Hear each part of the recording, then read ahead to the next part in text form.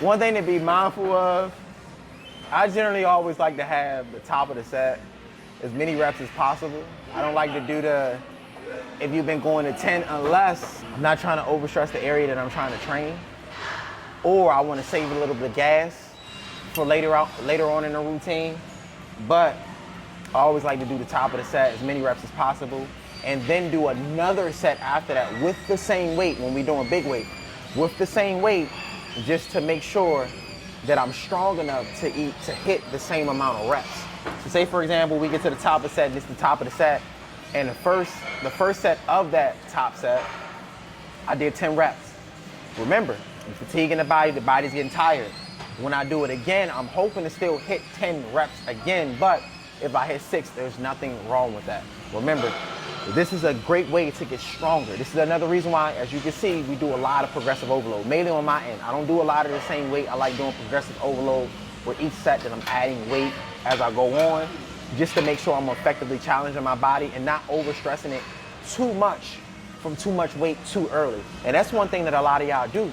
Y'all like going under bench and all this other stuff and then properly warm up the body. And then when it's time to perform at a high level, because you're doing too much too early in the workout, it hinders you for the rest of the workout, mainly if you're targeting that same area. And I think a great example is you do chest, yeah, you did a couple flies, you did 3 sets of flies or 4 sets of flies, but when you get into your bench, you warm up with the bar and then you go straight into the weight. I'm not a big fan of doing that. I love doing progressive overload because I can already see if my body is ready to be able to handle the weight as we give it more and more weight. So like I said, that's a technique I've been using for years to get stronger, and you're seeing it once again in a scenario like this. We started off with 1 plate, we did 1 plate twice, and then we added the plate each set. Each and every set, we added the plate. And as you can see, this shit is tough.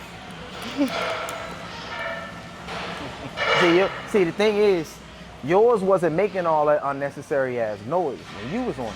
But when I get on this motherfucker, it sounds like it need, oil. what is it, 30, what is it, 4WD? Yep. What's that oil? I don't know what it's.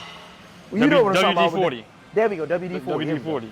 It sounds like that. Hopefully it don't sound like that again. We'll also, see. too, pay attention to your foot placement. I'm not a big fan of having my feet too high. I personally get a better drive the closer I bring it to me.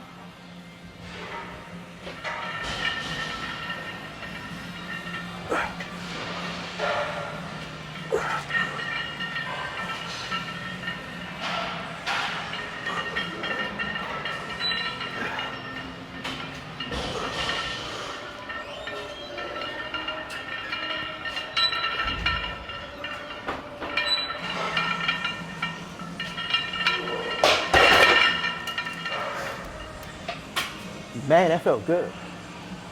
I damn near want to do another set, but we're going to do some other shit. Yeah. I ain't going to fake it. That felt good as shit.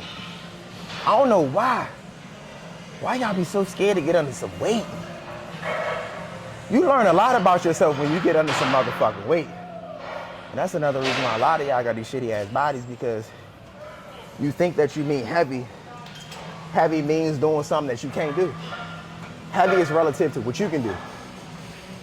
If you can do 6 reps with great form, and that's all you can do, that shit was heavy. You don't need to focus on anything more than that. But also remember, heavy is for intermediate to advanced levels.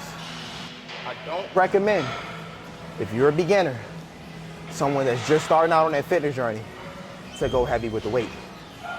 I only recommend people that's been training for at least a year. It's my personal recommendation. Unless you have already mastered the technique and the form. And when you're going heavy, you can keep the tension in the muscle that you're trying to break down. Because what a lot of people miss, you increase the chance of injury when we start wiggling and doing all this other stuff, because you're starting to engage other areas than the area that you should be effectively breaking down. So be very wary of this in your training. And remember, lift heavy, but be realistic when it comes down to you lifting heavy. Very important to understand that. Be very realistic. If you haven't mastered the form, you haven't mastered the technique, I do not recommend going heavy with the weight. Let's get to this work.